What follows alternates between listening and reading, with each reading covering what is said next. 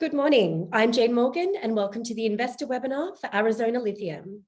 So today you'll be hearing from Managing Director, Paul Lloyd, and Executive Director, Matthew Blumberg, who'll be providing a company update, as well as Chief Technical Officer, Brett Rabe, who'll provide an ore processing demonstration and flow sheet overview from the Lithium Research Centre. We've received several questions from investors over email, which the company will cover in the opening statements. I encourage investors to use the Q&A function, which can be found at the bottom of the screen, to send through further questions for Brett. Please note that we'll be prioritising questions that relate to the flow sheet. So to start things off, I will hand you over to Paul and Matt, who'll provide an update on the company and discuss peer comparisons for the company's Prairie Lithium project. Thanks, Jane, and good morning from New York to our investors and shareholders. And I thought we'd just have this webinar to address some of the issues that the shareholders have been raising with our management team. And I just recently attended the Fast Markets Lithium conference with Brett in Vegas, and then came over to see some brokers with Matt in New York.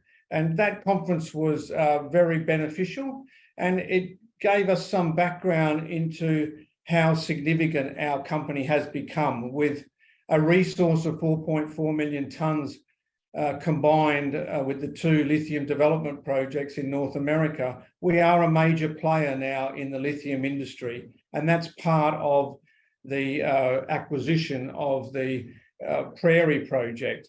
And some shareholders have been a little critical of the Prairie acquisition.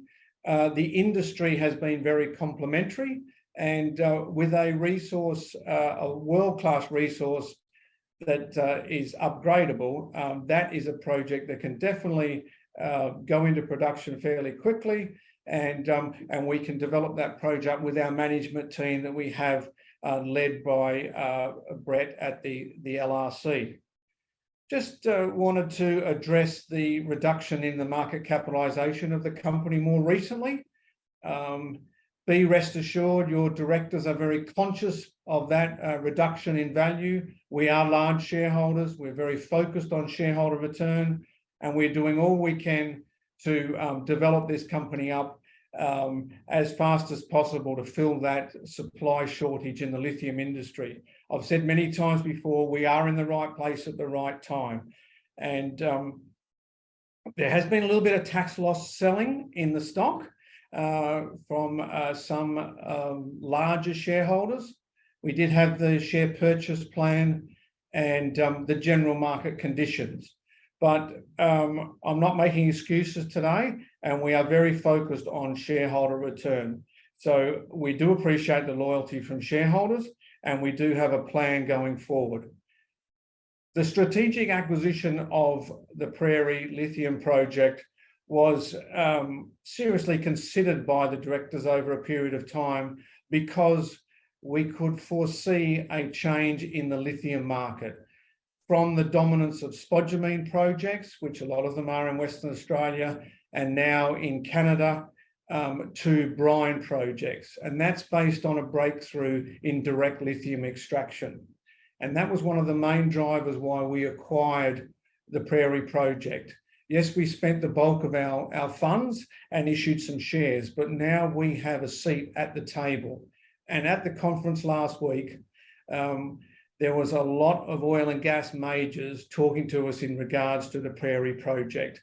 They wouldn't have been talking to us about the Big Sandy project. Not that the Big Sandy project is not our lead project, but the Prairie project has the ability to come on stream earlier and fill that the void in the market, and then we bring on the Big Sandy project. Both very large projects, and both very exciting projects. We can add value to the Prairie project very quickly, and we are going to do that by fast-tracking the development. One way of doing that is to look at external DLE providers, together with developing up the DLE technology that we acquired through the acquisition. But one of those third-party suppliers has provided exceptionally good results from the first and second phases of work done to date. And so therefore we have decided to take that to the third phase, which is the operation of a pilot plant at site. And that will happen in October, November. So that is something that will be very significant to the project. And then we will then finalise the PFS on that project. And then if we decided to go to commercial production, that could be within that year. So by the end of 2024, we could be in production at the Prairie project. We like the Prairie project because it's an oil and gas producing region. Permitting is fairly straightforward, and everyone in the area knows about oil and gas, and they know that what you're doing with lithium brines is very similar to oil and gas production. So going back to our strategy as directors, we saw that change in the lithium market, and now that has been reinforced by the acquisition of Galvanic's assets in the Smackover in Arkansas. And that was for a substantial amount of money.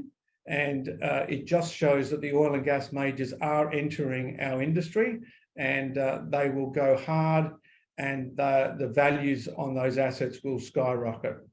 So we need to just push hard with our Prairie project and continue to talk to groups such as the oil and gas majors, the OEMs. We had a number of discussions, Brett and myself, with the OEMs last week, and they are all very hungry for lithium, LCE, sulfate. It doesn't matter. Don't get hung up on lithium carbonate or lithium hydroxide. This is a market that is so hungry for product, they will take any product at all. And so we want to fill that void as quick as possible. Turning our attention to the Big Sandy project, I've had a lot of queries about the drilling approvals at the Big Sandy project.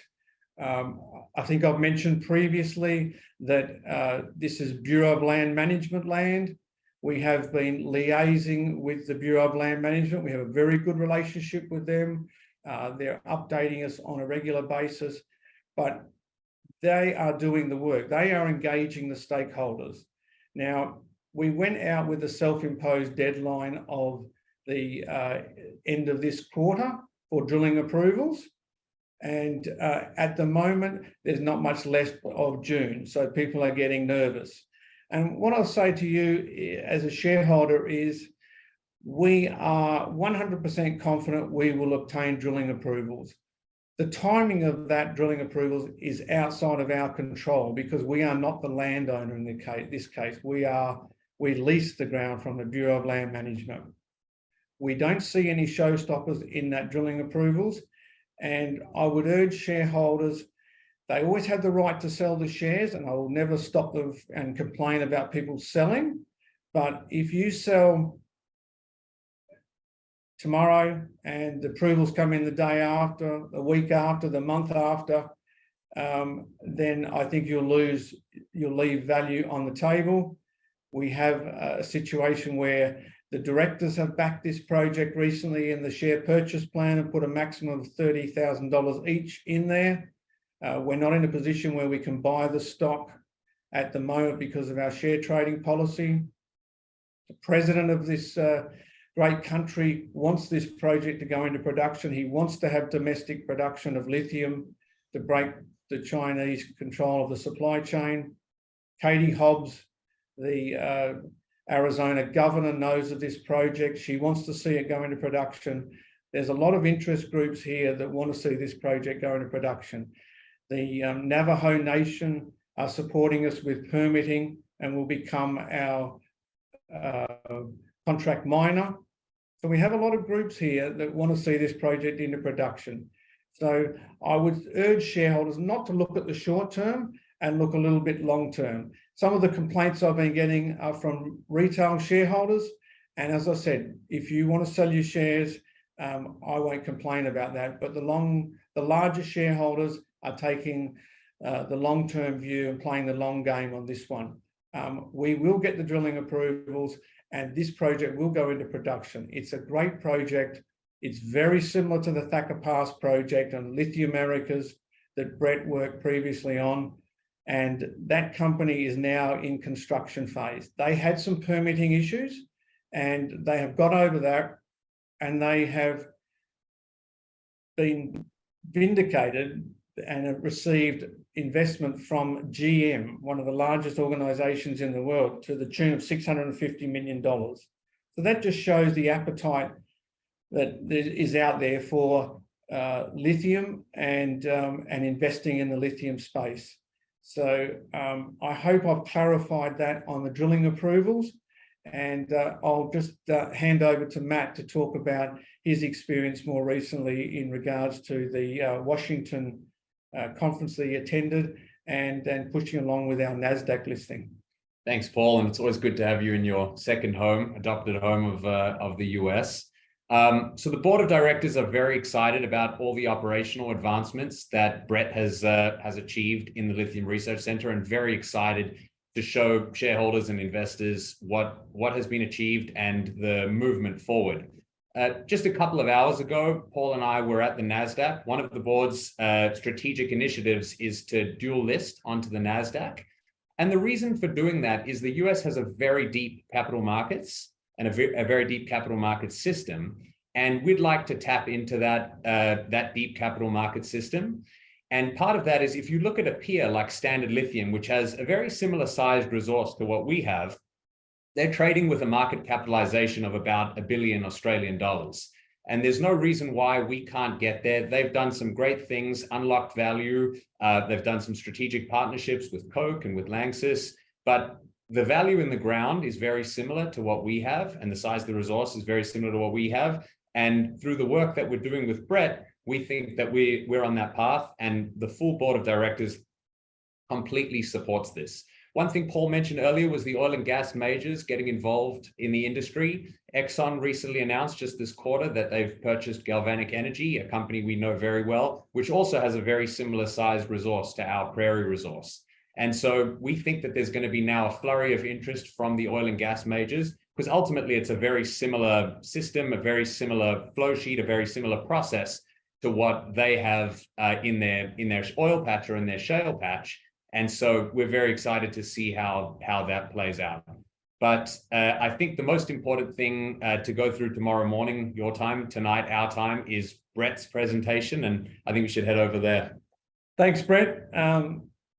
Let's show the shareholders how we produce lithium from ore from the Big Sandy project. Excellent. Okay, thank you. Good morning, everybody in Australia, and welcome to the Lithium Research Center.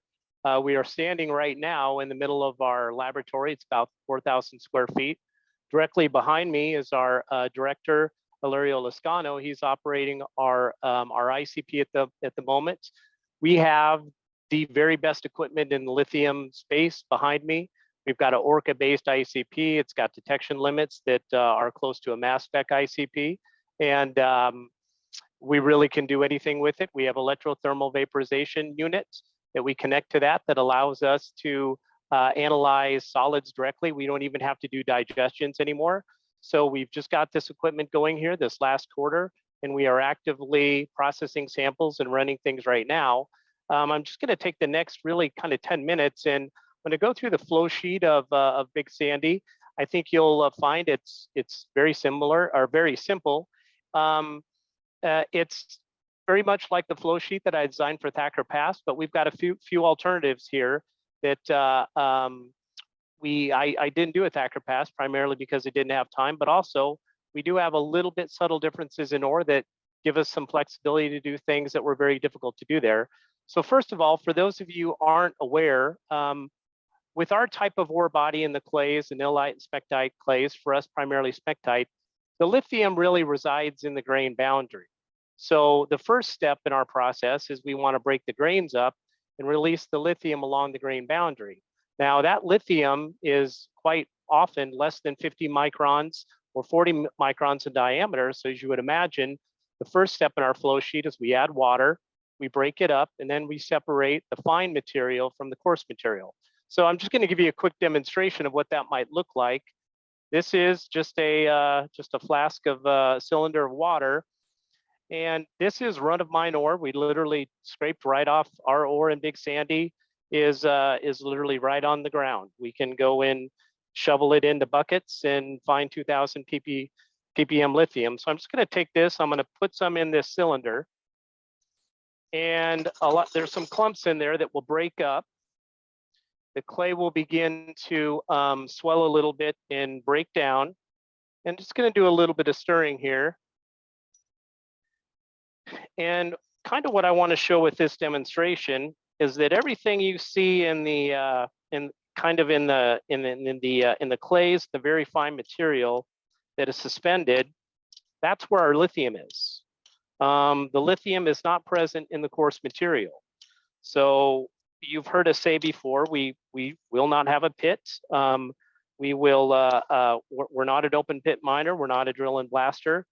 We can take, there's no chemicals added here. We can take the coarse material once I pour this off, and we can put it right back into, after about 10 years or so, when we get to the basement rock, we can put that and begin backfilling, progressively reclaiming as we mine.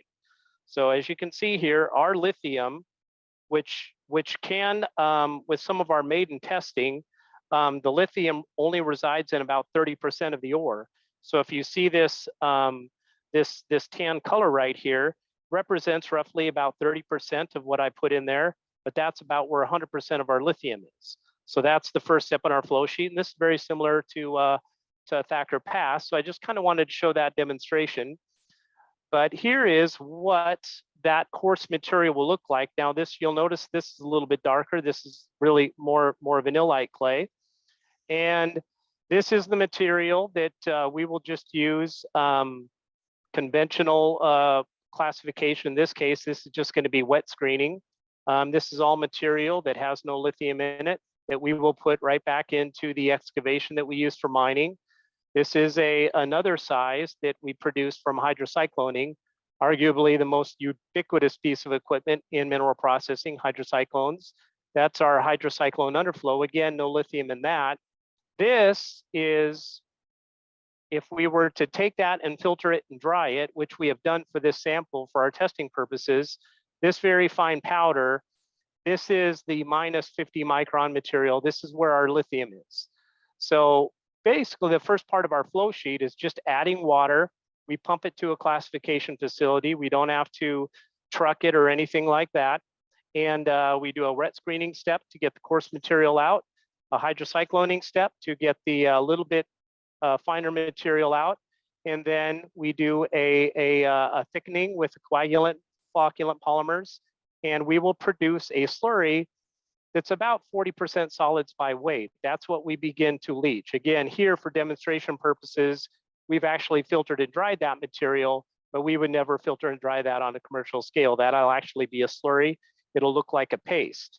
So now I'm going to begin the next step of our process, which is where we begin to actually leach. And as I add the acid and we get things leaching, we'll talk about some of the alternatives here. So our ratio of water to ore is we leach about 20 weight% solids. So all I'm going to do is I'm going to add some water here to a flask. And then I'm going to add the ore in that exact ratio.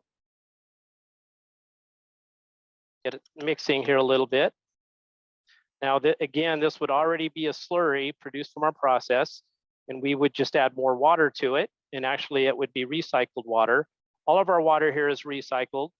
We don't lose any water. We don't have a tailings pond or anything like that, so we recycle 100%. Just going to put that on there, get it stirring. It's just a little magnetic stir bar right here.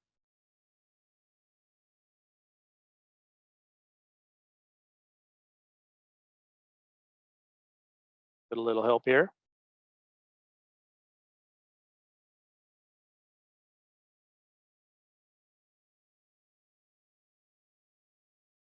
And this is what we do. The first part of our process, we literally just add water and stir. Okay. And of course, wait till we're live, and my stir bar is ticking. So we may just do the old-fashioned way of swirling it here. So this is exactly what it would look like if you could look inside our leach tanks. We'll have a slurry that looks just like that, now we begin add our lixiviant to. Now for demonstration purposes, I'm gonna go ahead and add sulfuric acid. That's what I've done at Thacker Pass, and sulfuric acid definitely works. At this stage, we're very similar to a phosphoric acid operation, where we use large amounts of sulfuric acid to dissolve phosphate from phosphate rock. We're just now adding sulfuric acid to dissolve lithium from sedimentary rock. So I'm going to go ahead, I'm going to put some gloves on here, and I'm going to pour in some concentrated sulfuric acid. Now, if we do use sulfuric acid at Big Sandy, we will make our own sulfuric acid. We'll use to the tune of about 3,000 tons of acid a day. So we will truck in our own sulfur and we will make sulfuric acid. There's thousands of those plants in existence. The technology has not changed very much. We would use a double contact, double absorption acid plant with a heat recovery system, and we'd also produce about 30 megawatts, 40 megawatts of electricity with that, of which we would consume. Now we're just going to add some acid here. And you'll see some carbon dioxide come off due to the carbonate. And this is, in effect, our leaching process. So the bubbles you see in there are carbon dioxide from the carbonates that are in there. We'll just give this a swirl. Now we'll kind of let that go here. Maybe the stir bar will pick up on it. And we'll talk a little bit. You can still see some of the carbon dioxide being created from the carbonates. We'll talk a little bit here about our alternatives.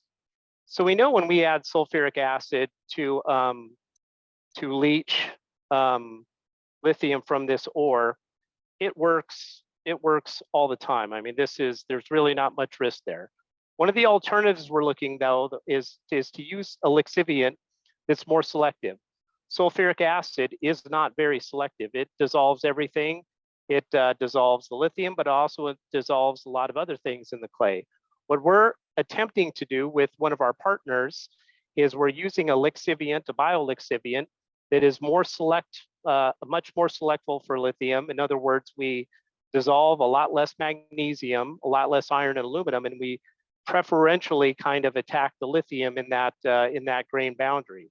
So that's really one of our alternatives.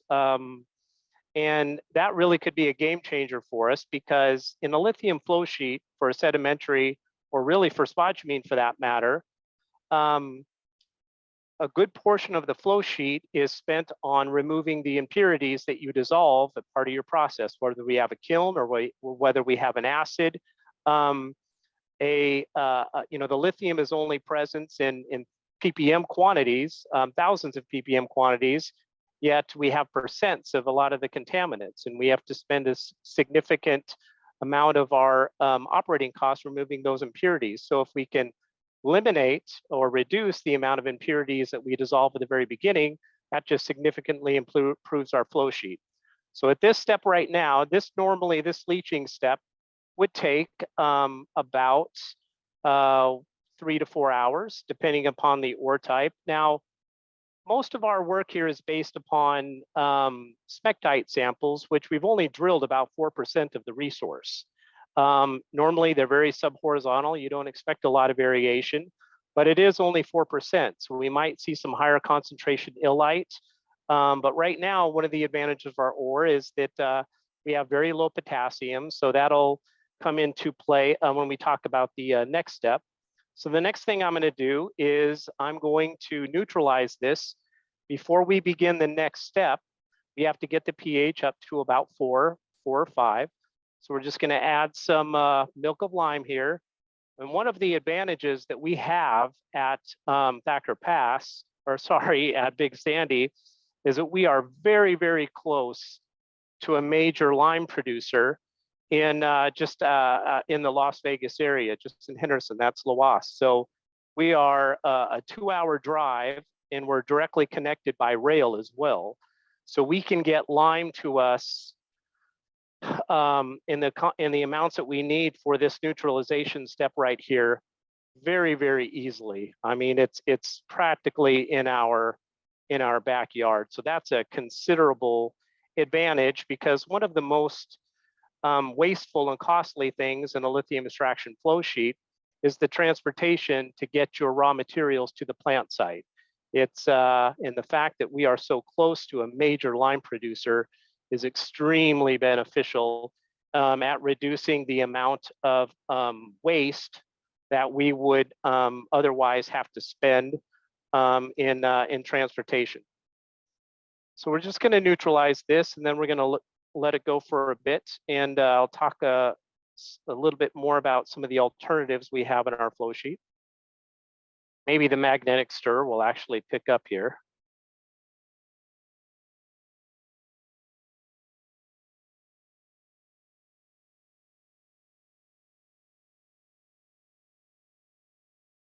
See if we can turn that down a little bit.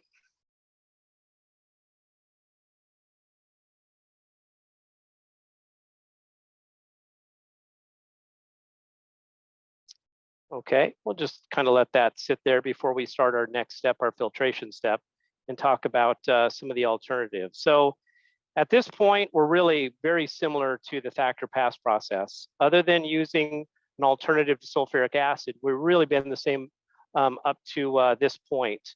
We're going to do a filtration step here, and that will produce our lithium sulfate solution, and that is about 2,000 ppm lithium. And that is where the flow sheets now begin to merge with our flow sheet for Prairie Lithium. In Prairie Lithium, we pump a brine from the ground that's got lithium already dissolved. Here we've just made a brine. Granted, this is a sulfate brine, and it's 2,000 ppm, whereas Prairie is about 150 ppm, and it's chloride. But DLE doesn't care. The DLE technology that we use is agnostic to the anion. With the concentration that we have at 2,000 ppm, we're not using DLE to concentrate lithium. We're using DLE to reject the impurities. This is technology that has been in China for several years now, and there are projects that are in construction and even late stage design that are going to be doing the same thing. You're going to hear some of these press releases in projects over the next several months, and you're going to start to see really kind of some winners emerge in the DLE technology markets. And those will be the projects that are either announcing construction, will be announcing construction quite soon, or you can look at Australia or China, which already has about 4 or 5 projects where DLE is currently being used. Now, in many cases, such as Ganfeng, it may be a impurity rejection step because they already have concentrated lithium. It works the same way whether we have 1,000 ppm, 2,000 ppm, or 100. This is technology it's beginning. You're starting to see it now in China, and we already have a couple of projects here in the US that are beginning. And the lithium space is going to look very, very different in 5 years, especially with DLE. So we've got that going right there. I'm going to go ahead and start the filtration here. This is just a vacuum filter. So just kind of demonstrate how easy it is to get this to filter. Pardon the noise here. I'm going to start the filter.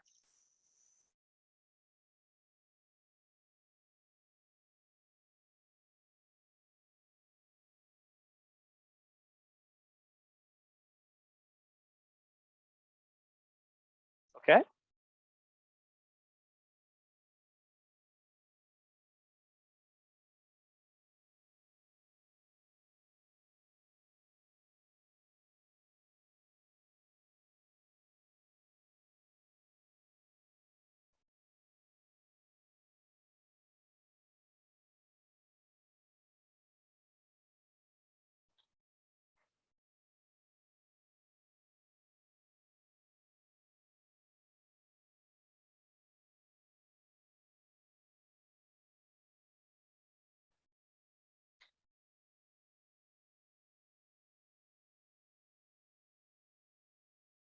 Just finishing the filtration. The cake is already starting to crack here.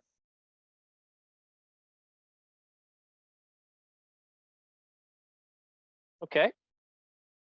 So just like that, we've just made 2000 ppm lithium sulfate solution. I'll take the filter off here, and hopefully the camera will be able to see what this looks like. But this is our neutralized cake. Quite sure you can see the cracks in there. But this is our filter cake, and again, it's completely neutralized. Of course, in our flow sheet, we'll have a washing step to remove the lithium residue. So when we talk about our tailings, again, I talked about before, we take this material, everything that you see in these two pans and this funnel right here, this is material that gets blended and it goes right back into the excavation. Again, you'll never see a pit. We kind of have V cuts. And as soon as we get down to the basement rock, we'll begin pouring this material on one bank as we extend the other. And so if you were to fly a drone over our mine site, you'll never see a big round pit like copper or gold. You'll see kind of a series of V cuts. And so all we're going to do is, of course, in the filtration device that we've designed, we've actually designed our own filter press plates to improve washing. We will take this material out. You can see I'm just, actually the paper may come right off here. There you go. So we will take our filter cake right here. It will get blended with our coarse material, our fine material. All this stuff really kind of gets blended. Again, keep in mind with our process, about half to even 60% of the ore is rejected before we even leach. So in terms of mass, there's more of this in this than there is of our cake. So all of this stuff, didn't realize until right now, this looks like a cat litter box. But this gets, you kind of imagine we get this all blended in, it becomes quite rigid, especially in a commercialized filtration process. And this material, it goes right back into our excavation. I'm just going to set that there for now. Now we look at the lithium sulfate solution. That's what this solution is right here. So now there's three things we can do with this solution. Here we go. This is lithium sulfate, about 2000 ppm lithium. So there's three ways that we can process that. Right now, at least based upon the drilling we've done today, and again, we've only got 4% of the resource drilled, there's very, very low potassium in this, which is very good. The potassium concentration is actually less than the lithium concentration. That means we can aggressively crystallize this, remove enough water, make magnesium sulfate insoluble, and we can produce magnesium sulfate and remove most of the magnesium that way, up to 80%. What we'd really like to do is use direct lithium extraction here. So we can pump this through direct lithium extraction columns or tanks, depending upon the technology. And we'll adsorb all the lithium. We'll let the magnesium go through. We'll run that into a zero liquid discharge crystallizer.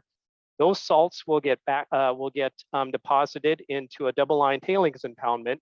We strip the lithium from the resin. We have a much higher, much purer concentration of lithium that we go through a water removal step and then begin either making lithium carbonate or lithium hydroxide.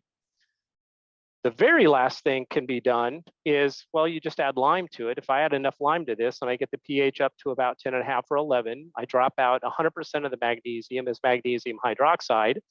And that is extremely simple, very, very low risk, but it does take a lot of lime. Now we're very close to a major lime producer.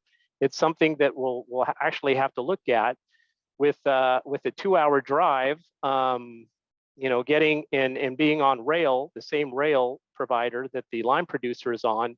We could get large amounts of lime to do neutralization. So we'll look at all three of those, and that's what one of the things we'll be doing here in the research center. But we're really focused on DLE, the same technology that we'll use at Prairie Lithium. Talking a little bit more about Prairie Lithium, our definitive testing is October. We will then make a decision at the end of that testing what DLE technology we're going to use. Of course, with Prairie Lithium, we have our own. It's a different type of DLE. It's one that really may be more suited to this type of application where we're at 2000 ppm lithium versus a much lower concentration like Prairie is at about 150 ppm. But that's all work that we are working on right now on the bench scale behind me. And before we scale up to the larger pilot plant equipment, which is going to be in the other 16,000 square feet of this building to my left inside the warehouse. Trying to think. I think Paul, I toss it back to you. I think that's really about all I have right now. Thanks, Brett. That was sensational, and I hope shareholders got a lot out of that. It does demonstrate how relatively simple the process is. It's not new technology, and it's being applied at Thacker Pass, and sulfuric acid leach has been applied in other mining operations for many years. Unless Jane has a question, I could close, but Jane, did you want to say something? Yes, actually, thank you for the great presentation, Brett. We've had lots of questions come through, so let me jump into it. So is this the final design for the flow sheet, or do you expect revisions and refinements as the company progresses towards production? So the flow sheet is, the beginning of it is more or less set. Yes, we will have attrition scrubbing. We'll be adding water. We'll be mixing. We'll be separating fines from coarse. We'll be thickening that material. Then we'll be leaching. That part of the flow sheet, that really is set. What will change is what lixiviant we use to extract the lithium, whether it be sulfuric acid or biolixiviant. To an extent, that changes the type of tanks we use, maybe the temperature or pressure we leach at, but the principle, the philosophy really stays the same. And then the DLE, whether it's here or in Prairie, depending upon that lithium concentration, some of the DLE skids and the vessels and stuff will change. But if you call it the mineral processing aspect of the flow sheet, that there's very little chance that is going to change at all. We're now kind of focused on what happens once we get the lithium in solution. We make lithium sulfate. What's the best way to get the lithium out of this solution? And that's what we're working on right now. That's where our focus is right now and will be for really the next 9 months. Thanks, Brett. And so when do you expect to increase the scale of testing for the flow sheet, and what's the process involved in this? So we'll begin the mineral processing at scale, 1,000 kilogram lots, when we're able to go out there and get 1,000 kilogram lots of ore. That is part of our drilling program. So we're ready to go. We've got the attrition scrubber. A lot of this equipment we've made ourselves. We're really focused on bench right now. We can learn a lot on the bench at a much lower cost and a much higher speed.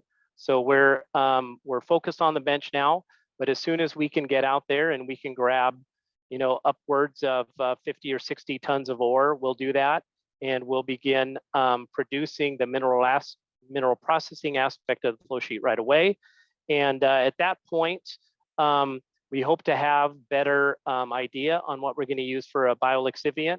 But at this point, it looks like we will leach at scale with at least 2, maybe 3 different lixiviants to understand more how lithium extraction varies with characteristic changes in the ore body.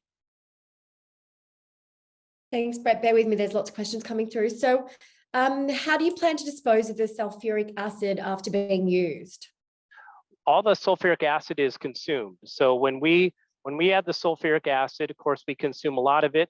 The ore itself neutralizes the acid. But when we add lime and we neutralize it up to neutrality, there is no acidity left at that point. In fact, we'll probably neutralize somewhere between 5 and 7. That'll remove all the iron and all the aluminum. At that point, there is no acid residue. We're not leaving anything at an acidic pH. Everything is going to be neutral. So there is no acid residue. If we happen to have excess acid that the plant produces, we'll always run the acid plant at 100% capacity. This is the acid consumption capital of the West with all the copper here. We can sell excess sulfuric acid if we have any. It's not something we're planning for, but no, we won't have any acid residue. Thanks, Brett. Another one. So can you extract magnesium from the process for commercial purposes? Well, we could, yes. It's not something we're focused on. It would be a bit of a distraction at this point, but anybody who would like to partner with us and make magnesium products, we will have more coming from our process than probably any of the ores or processes that they use now. Right now, we're planning on discarding our magnesium product in a double-line tailings facility, at least the magnesium that gets dissolved in our leaching process, but have no immediate plans. A lot of magnesium sulfate and magnesium products are kind of co-products of other manufacturing. I don't know if there's much of a market there, but it's available for anybody who's interested. And so do you have any indications of costs to extract the lithium in bulk from Big Sandy? Sure, we'll be targeting sub $10,000 per ton LCE. So it's really just kind of figuring out, are we closer to 5 or 10? The biolixiviant that we use is very important in determining that. Sulfuric acid is very efficient to manufacture, and we produce a lot of electricity with it, but we have no sulfur anywhere close to us in the quantity that we need. So there's lots of transportation costs there. Some of these other biolixiviants, we've got some flexibility in how we manufacture those. We don't have material coming from the other side of the country or from the central US or the Gulf US. So that's really going to be a key indicator for us, is that leaching step. What is our biolixiviant? And then also whether or not we're able to use DLE. If we use DLE as a way to reject magnesium, that could have a significant impact, positive impact on our cash operating costs as well. So if we do a traditional factor pass type flow sheet, we're in the neighborhood of we're sub $10,000 a ton with a conservative price on getting sulfur to the plant site, but we're really working on hard to drive that closer to 5 than 10. Thank you, Brett. This one's come through a few times. So can you please elaborate on the other research activities that are underway at the Lithium Research Center? Sure. So right now our focus, as you can imagine, the key parts of the flow sheet that really can swing cash operating costs quite a bit. And that's the leaching aspect and the purification aspect. Now, DLE we're actually in the process of designing our own DLE circuit right here as well. And that will be very important, not only for Big Sandy, but also for Prairie Lithium. So that's quite a large aspect of it. We also, as I mentioned before, we've created our own filter press plate. This is something that we've developed in-house. It's a membrane filter press plate that is specifically designed to enhance the ability to wash a cake in a filter press. That is actually a commercial scale piece of equipment. Those are 1.5 meter by 1.5 meter filter press plates. Now, granted, we only have 8 of them because we have a very small feed, but this is something that we're going to use to demonstrate the technology. Plus, it's something we can use to demonstrate dry stack tailings in general, because this will be a filter press that will produce the driest possible filter cake. And the filter press is also designed to rinse any residue from that filter cake. Not only does that have application to us, it has application to anybody that does mining that wants to do dry stack and potentially remove a residue from that material before they stack it somewhere. So that's another key piece of equipment that we'll be getting here in the next couple of months. Brett, well, thank you so much for that. I think that's all the questions that were directed for yourself.